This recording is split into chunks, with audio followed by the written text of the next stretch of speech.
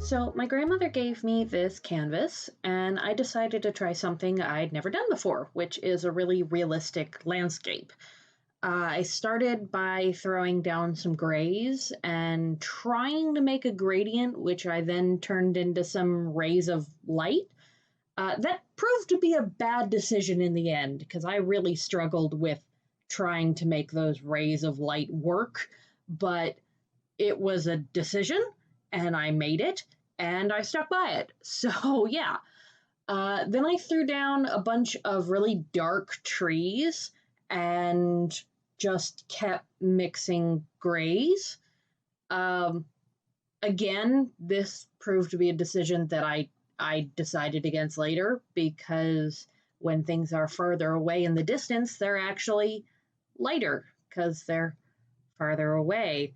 So I just kept putting on gray and I mixed a ton of gray and just kept using it over and over and over for the first day of painting, and then came back the next day and went, oh, yeah, I shouldn't have done that. So all of this that you're watching right now gets painted over, so don't get attached.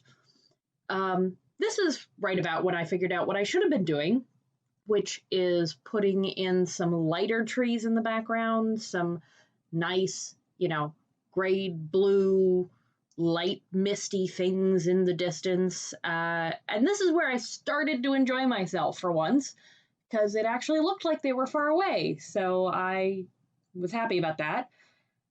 And then I just kept adding gray. I kept mixing too much gray, and I'm obsessive about not wasting paint. So I just kept adding it on places and expecting it to work. It didn't, but it's effort that I put in. So there's that. But you can see here the start of a little path um, towards a center point. I did think about this composition beforehand. I'm not sure I planned it, but I thought about it. Um, Here I'm adding in first bits of color, not gray, yay! It looks like poo, but it's a poo river, but it's there. Let me add a rock. A rock will make the poo river better. But then we finally get into some greens, which is where things started actually feeling foresty to me. And I started to think, oh, this isn't a waste of paint. So I just kept going with it. I added in a bunch of yellows and blues and greens and just gray. More gray. Why did I use so much gray? Um, but this was my second day of painting. This is about an 8-hour painting in all, but I took a lot of breaks to go and learn things and try and figure out what I was doing. Um, I did really enjoy adding all of that blue. Putting in a bunch of blue shadows really helped me feel like this was more alive. Oh, and there's those rays again. You'll notice me using my fingers a lot. I used some really watered down paint and tried to kind of blend it in with my fingers and force it into the canvas. And again, at the beginning, I really wish I hadn't chosen on this ray of light thing, but gosh darn it, when I pick something, I stick with it. So we have a ray of light. But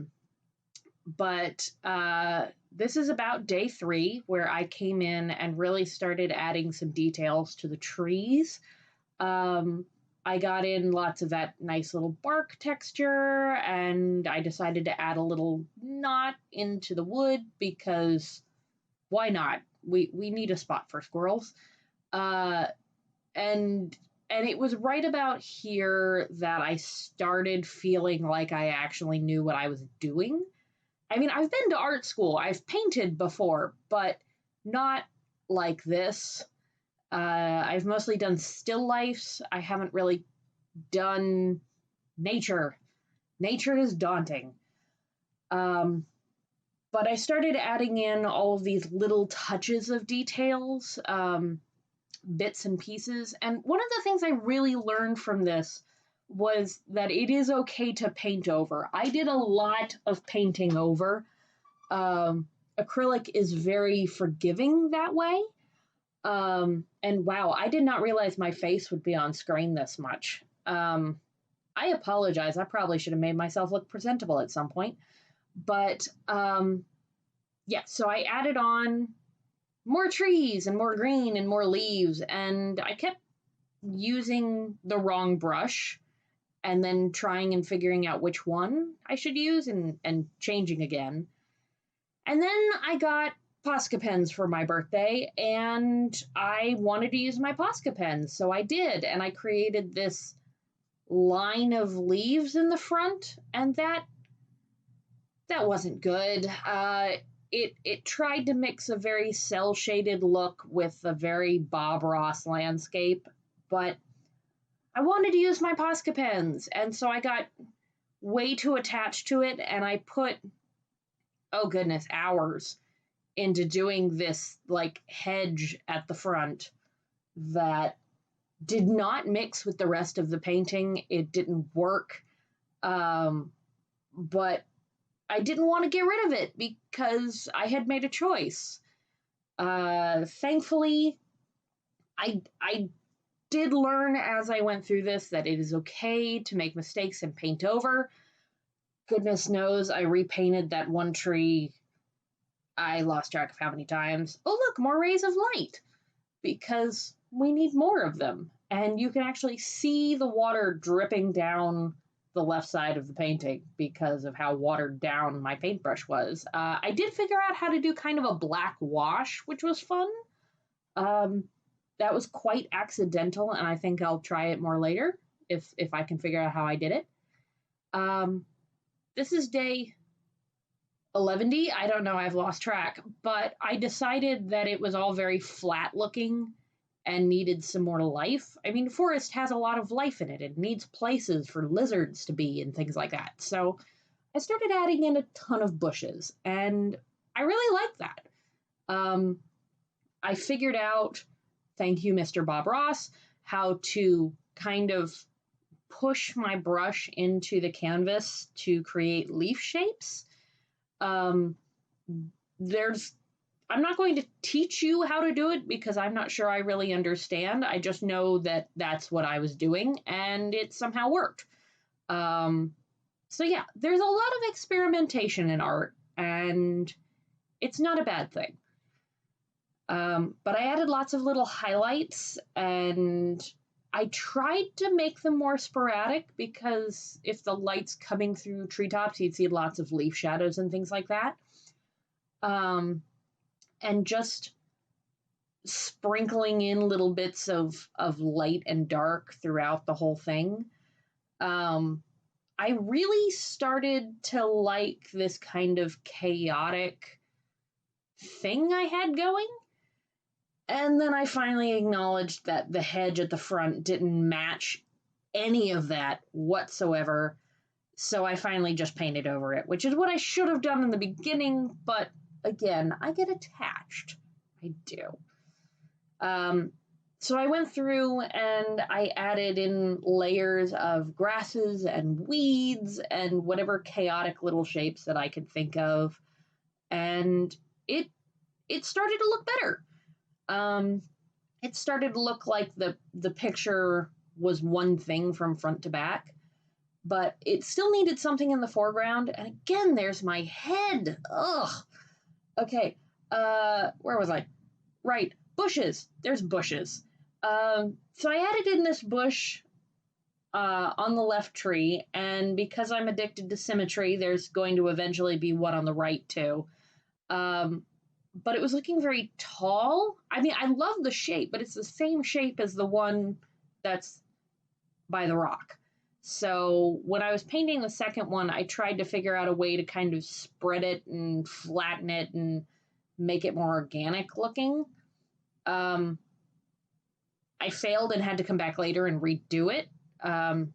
This is day like, I don't know. I lose track of the days when I'm painting, and it just kind of happens. But here I reclaimed those roots of the tree because I really like those tree roots. And I made a point of kind of flattening out the bushes in front and making them more bushy. Is bushy a good adjective? I don't know. But I spread them out more. And then I decided that part of the reason it wasn't looking all that cohesive is because I had used a lot of blues in the bottom and not in the top. So I got back out my stipple brush. I'm going to call it a stipple brush. And put in a bunch up there. And then finally started adding my little subject matter here, which is this beautiful little, totally not from Breath of the Wild flower. Zelda fans rejoice, as I put in a little reference. It's a cute little flower, and I'm not happy with how flat it ended up being. I wish I curled those petals more, but I was so terrified of painting on top of all of this other work that I had done and I liked, that I kind of got scared at the end, that last push towards completion. But even so, I'm very proud of the fact that it ended up well, and I even added in a bunch of little dust speckles in the rays, and look at it, it's done. I did that. I'm proud of it. Okay, so enjoy this, learn from my mistakes, and have a good day.